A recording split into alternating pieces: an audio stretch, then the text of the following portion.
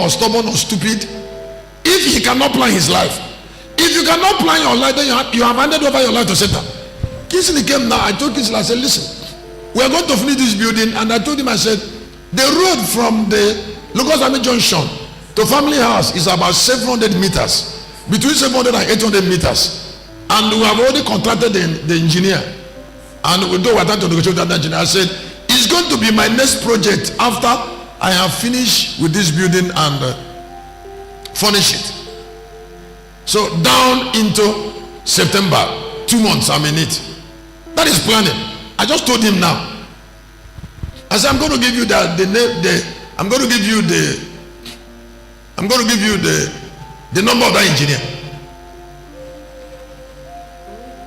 So all the money that came into my hand from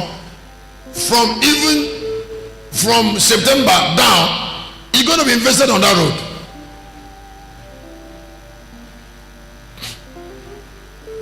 That is planning. Now, if you're somebody who plans things, you don't buy what you need. You don't buy everything because you have already planned this year. You know what you want to achieve, and what you want to achieve cannot be clothes. What you want to achieve cannot be shoes.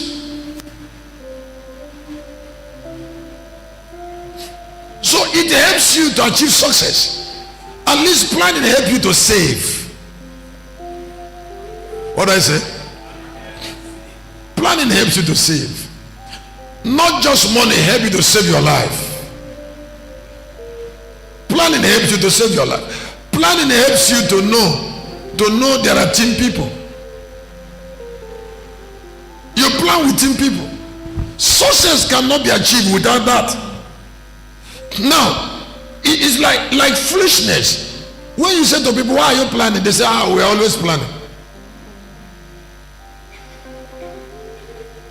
Now, have you been planning since 3 years? And then what has come out of that plan?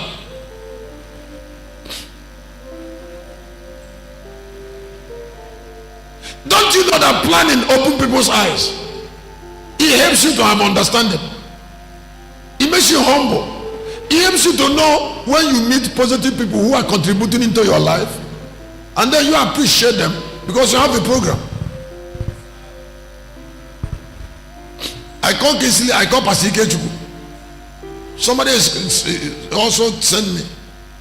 They are telling me about engineer. Like if now everybody talking about it because I made it open. On Sunday I almost preach a message on teaching you how to kill a problem. When you want to kill a problem, you mobilize so many strong people against that problem, it will die. But that's not what I'm preaching today.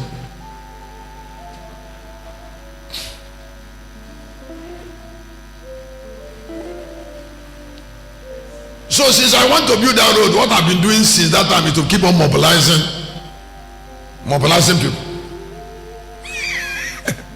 I called the engineer. I said, engineer, how much do I need to give you before you start? He told me. I said, into how many divisions? He said 3. I said, let's make it 4. And that's something I will start in September. But I told the rain should reduce or stop before we can start. But we are planning. Now the planning is already controlling the check going out of my cupboard.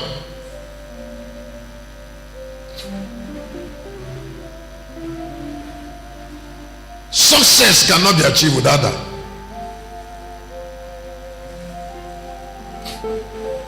I said success. No. Please, if you look up, I'll give you this gift. There are certain senses that when they come into your intelligence, your eyes will open. Let me say again.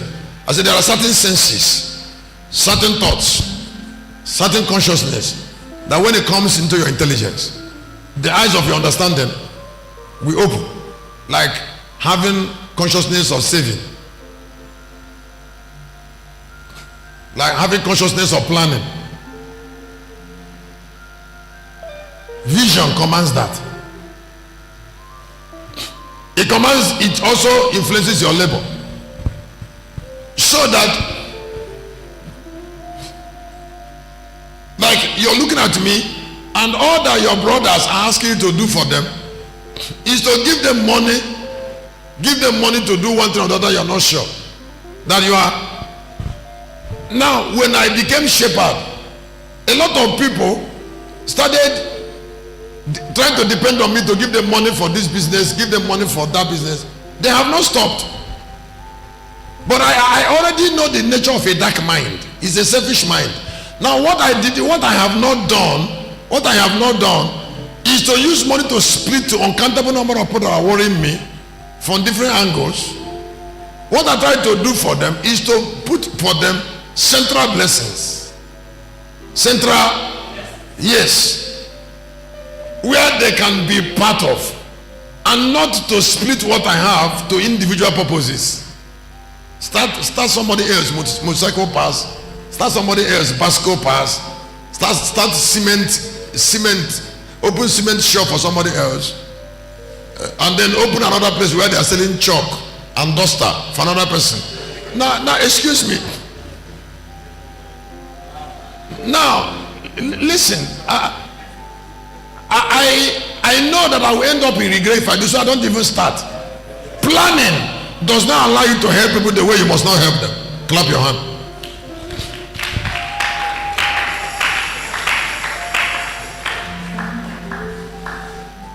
Chalk and duster is part of my inspiration. That's the way I preach. I preach that way. I just preach that way.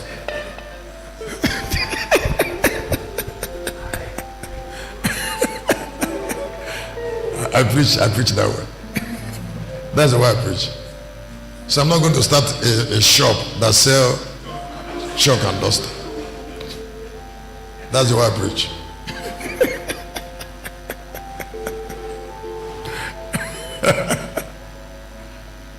Now, some people are getting offended for you because they are fools, and I wouldn't want you to bother about the offense of a fool. Because the target is to destroy you, and you won't allow him. I say you won't, don't even allow him. Before you give him another money, you should find out from him what destroyed the one you gave him, the one he has before. So it's not about looking for money to give somebody. It's about planning your life. Now you can plan and then allow a young man to connect to your plan through value so that he can be productive. Now if you refuse to be productive, you cannot worry, you wouldn't worry anymore. Jesus achieved that controversial messianism at the age of 33 and a half because of deep understanding he has about planning. Number one, he knows how to invest his life. Two, he was mindful of the purpose that brought him. Three, he knows when to end the ministry. Number four, he knows when to rise. Number five, he knows when to ascend. Number six, he knows when to sit down. Number seven, he knows when to scatter the church. That is all planning. One thing after the other. And then you are there. And then you separate your life from doing for people what you must not do for them. They might make demand on you to do it for them. That does not make you do it for them, because they are ignorant. Am I saying something? I don't know what I'm saying something. I don't know what I'm saying something. Now it brings me to what I call something that touched me when I was getting ready on the awesome power of sacrifice. What?